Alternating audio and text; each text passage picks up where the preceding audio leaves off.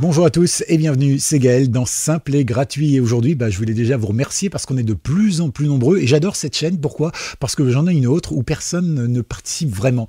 Les gens sont là, je vois, il y a de l'audience, les gens regardent, mais les gens, ils ne commentent jamais ou ils ne partagent pas leur expérience et tout ça. Et ici, vous le faites.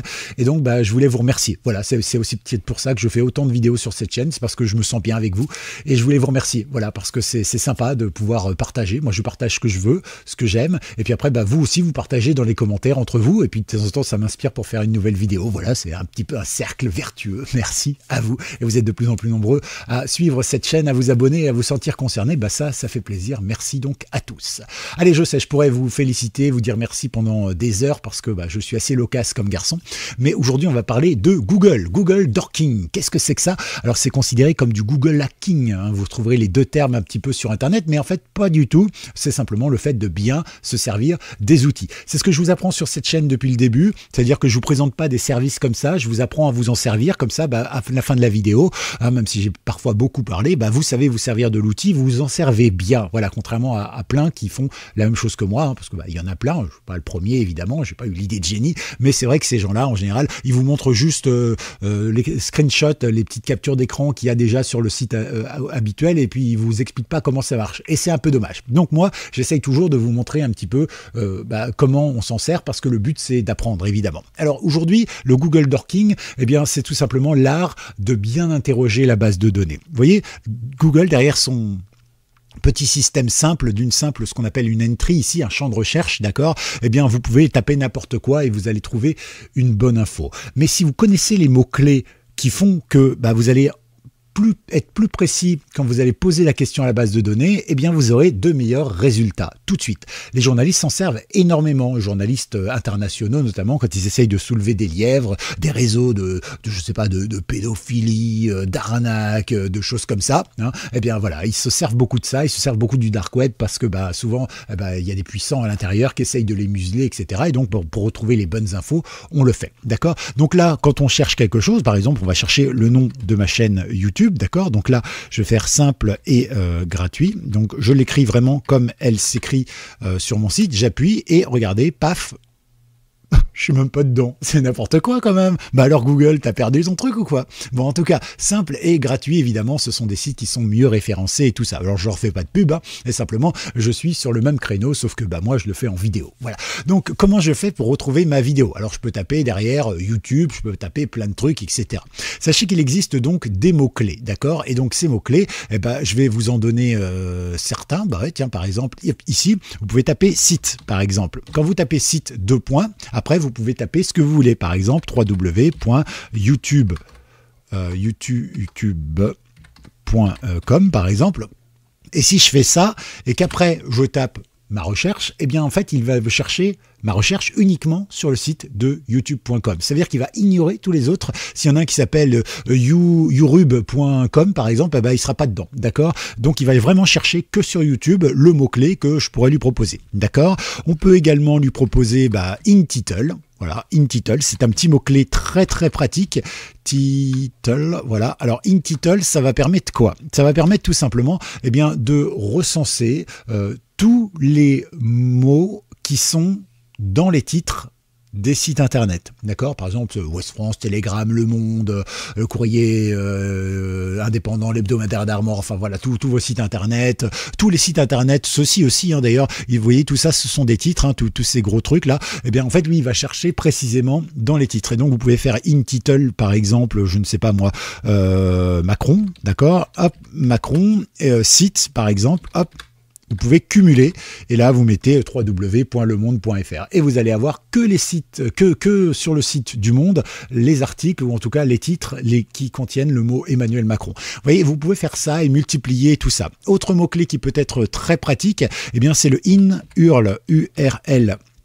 D'accord, le INURL, on voit que naturellement sur Google, c'est pas mes recherches ça, c'est des choses que les gens font. Et vous voyez que beaucoup de gens s'en servent parce que c'est comme ça qu'on travaille vraiment avec un moteur de recherche et notamment avec Google. Et donc là, on peut taper INURL, alors Google ou autre. Alors l'URL, qu'est-ce que c'est? Vous voyez ici, ça, eh bien, c'est l'URL, l'URL, d'accord? Donc, c'est l'adresse, entre guillemets, des pages, des sites, des machins comme ça. Donc, on peut très bien dire qu'on veut aller sur youtube.com, par exemple, avec site2.youtube.com, qu'on veut chercher Emmanuel Macron, par exemple, avec InTitle, et après, on peut dire dans l'URL qui contiendrait, je ne sais pas moi, par exemple, vidéo FR, je ne sais pas comment est l'URL de YouTube, mais voilà, vous pouvez vraiment faire des trucs ultra précis.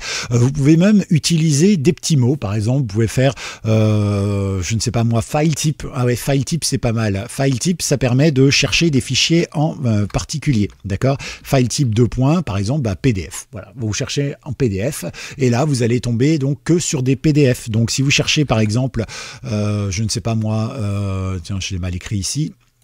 Hop. Type ici. Si vous cherchez, je ne sais pas moi, un document par exemple, vous allez sur site2.gouv.fr avec l'extension, vous savez, la petite astérix.gouv.fr. Ensuite, vous laissez un espace, vous mettez file type PDF et vous allez avoir tous les PDF sur les sites qui comportent l'extension file, gouv.pdf.fr, pardon. Je me mélange un peu parce que j'essaye de vous expliquer assez clairement. Donc voilà, vous avez plein de petits mots-clés et ça va vous permettre vraiment de trouver des choses. Vous pouvez même chercher directement, par exemple, sur Google Drive des choses. Par exemple, vous mettez InTitle entre guillemets index espace off, d'accord. Ensuite, vous laissez un espace et puis vous mettez quelque chose comme Google espace site ou Google espace drive, par exemple. Vous fermez les guillemets et puis après vous mettez file type 2 points et puis vous mettez alors .doc, .pdf, .mp3, .avi, ce que vous voulez et vous allez retrouver des trucs qui sont directement sur le Google Drive des gens. Voilà, ça marche aussi avec tous les autres clouds évidemment, hein, voilà. Donc vous voyez, c'est super puissant. Alors pourquoi je vous dis ça? Bah, tout simplement parce que il faut faire attention. Vous pouvez y accéder, mais télécharger un document qui n'est pas à vous, c'est illégal. D'accord? La démarche est légale puisque c'est Google, puisqu'il n'y a rien d'illégal à faire une recherche, mais après télécharger des choses, là, c'est illégal. C'est le principe du streaming en France. Vous savez, le streaming, c'est le fait de voir des émissions ou des films sur Internet. C'est illégal dans beaucoup de pays, mais en France, bah, il y a un flou juridique là-dessus. C'est-à-dire qu'en fait, c'est illégal d'avoir le film, de l'acheter par exemple, de l'encoder et de le mettre sur un serveur pour que d'autres puissent le télécharger. Ça, c'est illégal. Et le voir, ça, c'est illégal également. Donc ça, c'est illégal pour celui qui le met. Maintenant, c'est illégal si vous téléchargez le film. Mais si vous le regardez en ligne, c'est pas illégal. Bah, selon la France, évidemment. Avec un bon avocat, normalement, vous n'êtes même pas inquiété. Normalement, la justice ne vous inquiète pas pour ça.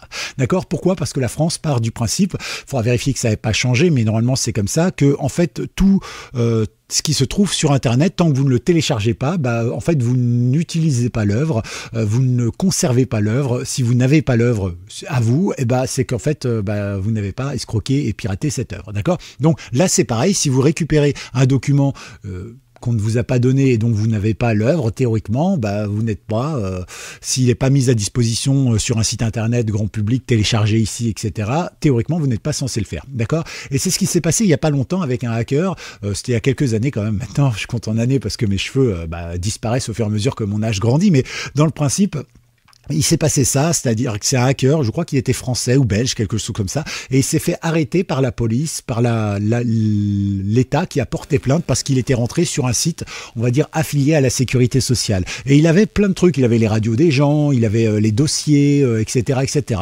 Le site, en fait, il était absolument pas protégé, pas sécurisé, pas crypté, rien du tout. Et lui, simplement, en faisant des recherches comme ça, par exemple, site2.gouv.fr, InTitle confidentiel, machin, je sais pas ce qu'il a tapé, j'ai pas regardé, mais voilà. Et donc ce type-là, il est arrivé en procès. L'avocat, il a tout démonté, il a dit mais monsieur, vous l'accusez de hacking, mais il n'a pas hacké, il a utilisé Google. Est-ce que c'est illégal d'utiliser Google? Le juge, il a dit bah non, donc on peut pas lui retenir le chef de hacking. Par contre, il a eu quelques mois de sursis parce que une toute petite amende parce qu'il avait récupéré des dossiers pour les examiner, pour regarder un petit peu ce qui avait été fait. Mais il n'a rien eu en termes vraiment de prison parce que il n'avait pas cherché à en avoir plus qu'il n'en fallait. brevets, bien sûr, et surtout, ils n'avaient pas cherché à les vendre. Mais vous voyez, ça peut donc aller très loin. Donc, encore une fois, je vous donne la technique parce qu'elle est tout à fait légale et parce que ça vous permettra aussi d'être plus précis dans vos recherches Internet et plus performant peut-être au travail. Mais par contre, attention, n'en abusez pas non plus pour faire des choses illégales. Voilà, ben, c'est comme tout dans la vie, hein. On peut très bien avoir une voiture, un permis de conduire et rouler à 180 dans une petite commune limitée à 30. Ben, c'est illégal et pourtant on a le droit de conduire, on a le droit d'avoir son permis, etc., etc. Encore une fois, tout est dans la mesure. Prenez soin de vous et si vous avez aimé cette vidéo et que vous en voulez d'autres des comme ça, comme d'habitude, likez, amusez-vous, lâchez-vous. Je vous mettrai également quelques... Voilà, les références là de tout ce que je vous ai dit directement dans la description, comme ça vous pourrez les voir, les relire, les réapprendre ou tout simplement vous amuser avec. Voilà, faites-vous plaisir et à tout bientôt. C'était Gaël dans Simple et Gratuit. Ciao!